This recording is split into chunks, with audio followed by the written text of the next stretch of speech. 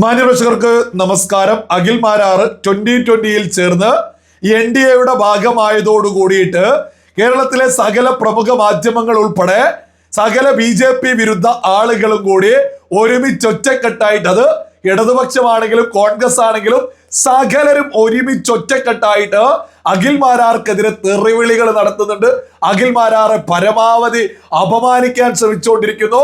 ഒരുപാട് ആളുകൾ അഖിൽ മാരാറുടെ വീട്ടുകാരെ തെറിവിളിക്കുക, അങ്ങനെ വലിയ രീതിയിൽ അഖിൽ മാരാറെ വേട്ടയാടിക്കൊണ്ടിരിക്കുന്ന ഈ സന്ദർഭത്തിലാണ് നടൻ ഉണ്ണി മുകുന്ദൻ രംഗത്തെത്തിയിട്ട് പരസ്യമായിട്ട് അഖിൽ മാരാറെ ചേർത്ത് പിടിച്ചുകൊണ്ട് തന്റെ ഫേസ്ബുക്ക് പ്രൊഫൈലിൽ ഒരു പോസ്റ്റുമായിട്ട് രംഗത്തെത്തിയത്.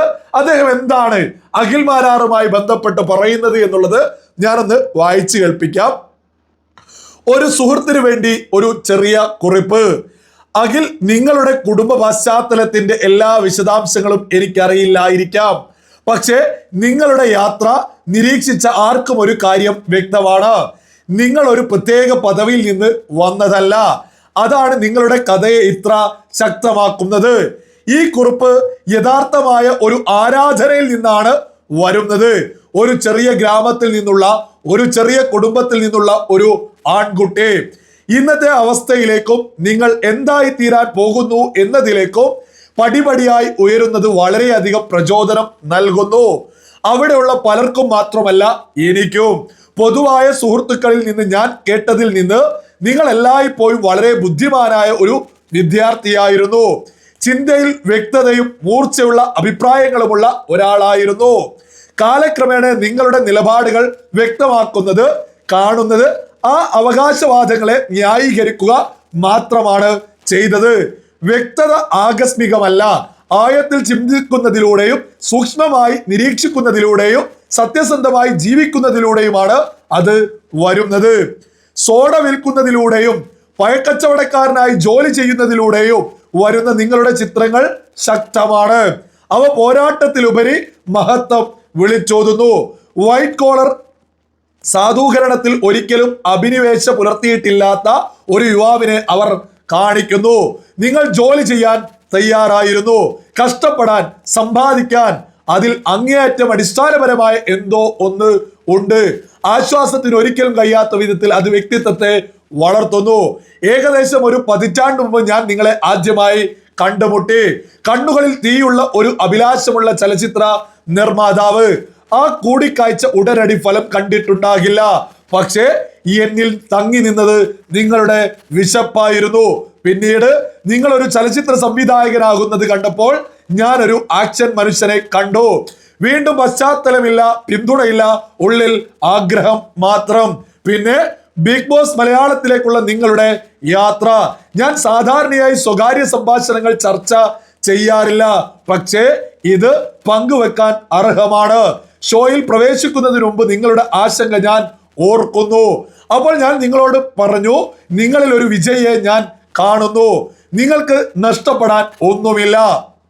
നിങ്ങൾ അകത്തേക്ക് കയറി എല്ലാം നൽകി വിജയിച്ചു ഗംഭീരമായി. അത് വളരെ വലുതാണ്. നിങ്ങൾ ഒരു ഫീൽഡിൽ പ്രവേശിക്കുമ്പോൾ ഒരിക്കലും പാതിവഴിയിൽ പ്രവേശിക്കുന്നില്ല. വൈകിയപ്പോൾ ക്രിക്കറ്റ് ഫീൽഡിൽ നിങ്ങളെ കണ്ടുമുട്ടിയത് അതേ നിരീക്ഷണത്തെ ശക്തിപ്പെടുത്തി. വളരെ നല്ല ഇടപെടൽ. മത്സര ബുദ്ധിയുള്ളവൻ, ഒരു ടീം മാൻ, എപ്പോഴും നിന്റെ പരമാവധി നൽകാൻ തയ്യാറാണ്.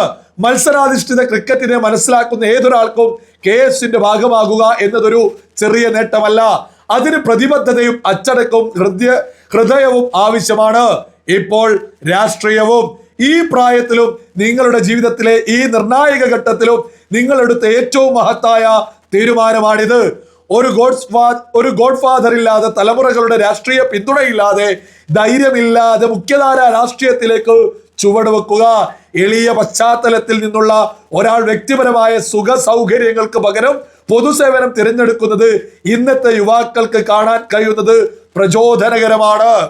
ഒരാൾ പ്രത്യയശാസ്ത്രങ്ങളോട് യോജിക്കുന്നുണ്ടോ ഇല്ലയോ എന്നത് രണ്ടാമത്തേതാണ്.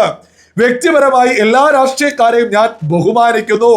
കാരണം ചില തലങ്ങളിൽ അവർ സമൂഹത്തിന്റെ ഉത്തരവാദിത്വം ഏറ്റെടുക്കാൻ തിരഞ്ഞെടുത്തിട്ടുണ്ട്. വശങ്ങളിൽ നിന്ന് വിമർശിക്കുന്നത് എളുപ്പമാണ്, രംഗത്തേക്ക് കടക്കുക ബുദ്ധിമുട്ടാണ്. നിങ്ങൾ സംസാരിച്ചു, നിങ്ങൾ പ്രശ്നങ്ങൾ അഭിസംബോധന ചെയ്തു. ഇപ്പോൾ യഥാർത്ഥ പരീക്ഷണം അവതരണം വരുന്നു. പ്രവൃത്തി എപ്പോഴും വാക്കുകളേക്കാൾ ഉച്ചത്തിൽ സംസാരിക്കും. ഒറ്റയ്ക്ക് നിൽക്കാനും നടപ്പിലാക്കാനും യഥാർത്ഥ ധൈര്യം ആവശ്യമാണ്. ഉറച്ചു നിൽക്കുക, വിശപ്പടക്കുക, ഇതുവരെ നിങ്ങളായി ഇരുന്ന മനുഷ്യനായി തുടരുക. ഈ പുതിയ അധ്യായത്തിന് നിങ്ങൾക്ക് ശക്തിയും ജ്ഞാനവും ധൈര്യവും നേരുന്നു. ബഹുമാനം, അഖിൽ മാരാറ്. വളരെ വ്യക്തമായിട്ട് നടൻ ഉണ്ണി മുകുന്ദൻ തന്റെ ഫേസ്ബുക്കിൽ പോസ്റ്റ് ചെയ്ത, യഥാർത്ഥത്തിൽ ഉണ്ണി മുകുന്ദനെയും അഭിനന്ദിക്കേണ്ടതുണ്ട്. കേരളത്തിൽ സകല BJP വിരുദ്ധരും കൂടിയിട്ട് സകലരും, അത് ജിഹാദികളുണ്ട്, മൗദൂദികളുണ്ട്, തീവ്ര ചിന്താഗതിക്കാരുണ്ട്, ഇടതുപക്ഷമുണ്ട്, കോൺഗ്രസ് ഉണ്ട്, മുസ്ലിം ലീഗ് ഉണ്ട്, പോപ്പുലർ ഫ്രണ്ട് ഉണ്ട്, SDPI ഉണ്ട്, ഇങ്ങനെ സകല ഗുലാബികളും കൂടി ഒരുമിച്ച് ഒറ്റക്കെട്ടായിട്ട് അഖിൽ മാരാറെ വേട്ടയാടുമ്പോ അത്തരം സകലതിനും പുല്ല് വില കൊടുത്തുകൊണ്ട് നടൻ ഉണ്ണി മുകുന്ദൻ രംഗത്തെത്തി. ഒരു യഥാർത്ഥ സുഹൃത്ത് എന്താവണം എന്നുള്ളത് പോലും അദ്ദേഹം കൃത്യമായിട്ട് ഉയർത്തിപ്പിടിക്കുന്നു. ചേർത്ത് പിടിച്ചുകൊണ്ട് മലയാളികളോട് വിളിച്ചു പറയാ, അഖിൽ മാരാറെ ചേർത്ത് പിടിക്കൂ. ജനങ്ങൾക്ക് ആവശ്യമുള്ള ഒരു വ്യക്തിയാണ്.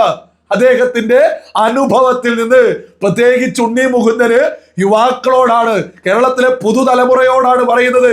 അഖിൽ മാരാറ് സാധാരണ ഒരു കുടുംബത്തിൽ ജനിച്ച്, ഈ ഉണ്ണി മുകുന്ദൻ വെറുതെ അങ്ങ് പറഞ്ഞതല്ല, മാങ്ങ വിറ്റും, വണ്ടിയുടെ ഡിക്കിയിൽ മാങ്ങ വിറ്റും, ജ്യൂസ് അടിക്കുന്ന കടയിൽ നിന്നും, അങ്ങനെ സാധാരണക്കാരനായിട്ടുള്ള ഒരു വ്യക്തിയാണ്. ഒരു യഥാർത്ഥത്തിൽ പുതുതലമുറ കണ്ട് പഠിക്കേണ്ട ഒരു വ്യക്തിയാ. അത് വ്യക്തമായിട്ട് നടൻ ഉണ്ണി മുകുന്ദൻ വിളിച്ചു പറയാ. നടൻ ഉണ്ണി മുകുന്ദൻ വ്യക്തമായിട്ട് വിളിച്ചു പറയാണ്, ഇതാണ് അഖിൽ മാരാർ. നടൻ ഉണ്ണി മുകുന്ദൻ ഹൃദയത്തിൽ നിന്ന് അഭിനന്ദനങ്ങൾ നേരുക. കൂട്ടമായിട്ട് ഒരു പറ്റം ആളുകൾ വേട്ടയാടുമ്പോ ചേർത്ത് പിടിച്ചതിന് സകല മലയാളികളും തിരിച്ചറിയണോ, നമ്മുടെ കേരളത്തിൽ ഒരാള് ഏത് പാർട്ടിയിലും പോവാം, പക്ഷേ BJP അനുകൂല NDAയുടെ ഭാഗമായി നിന്നാൽ ഇവിടെ വേട്ടയാടല. അതൊന്നും അധിക കാലമൊന്നും കേരളത്തിൽ ഇനി മുന്നോട്ടൂല. നമുക്കറിയാം, ബിഗ് ബോസ് താരമായിട്ടുള്ള ഡോക്ടർ റോബിൻ രാധാകൃഷ്ണൻ ഈ അടുത്ത് BJP ആണെന്ന് വ്യക്തമായിട്ട് പ്രഖ്യാപിച്ച് രംഗത്തെത്തിയിട്ടുണ്ട്. അതായത് ബിഗ് ബോസ് താരങ്ങൾക്കിടയിൽ വലിയ രീതിയിൽ കേരളത്തിൽ ഒരു മാറ്റം വരുന്നതിന്റെ കാഴ്ച. റോബിൻ വന്ന സമയത്ത് ഡോക്ടർ റോബിനെ ആവുന്നതുപോലെ ആളുകൾ വേട്ടയാടി. ബിഗ് ബോസ് താരമായിട്ടുള്ള റോബിനെ പരമാവധി വേട്ടയാടി. ഇപ്പൊ അഖിൽ മാരാർ വന്നു, അഖിൽ മാരാറെ വേട്ടയാടുക. ഈ വേട്ടയാടലുകൾ കൊണ്ടൊക്കെ തന്നെ ദേശീയത ഉയർത്തിപ്പിടിക്കുന്ന ആളുകൾക്ക്, സംവിധാനത്തിന് ശക്തി കൂടുക എന്നല്ലാതെ മറ്റൊന്നും സംഭവിക്കുന്നില്ല. അതുകൊണ്ടാണല്ലോ റോബിൻ എത്ര വേട്ടയാടിയിട്ടും അഖിൽ മാരാർ വീണ്ടും രംഗത്തെത്തിയിട്ട് NDAയുടെ ഭാഗമായിട്ട് ഇപ്പോ വലിയ പ്രഖ്യാപനം നടത്തിയിട്ടുള്ളത്. ഇതൊക്കെ തന്നെ സകല മലയാളികളും തിരിച്ചറിയാം. ഇവിടെ കേരളത്തിൽ അധികം വൈകാതെ തന്നെ ദേശീയത ഉയരുക തന്നെ ചെയ്യും.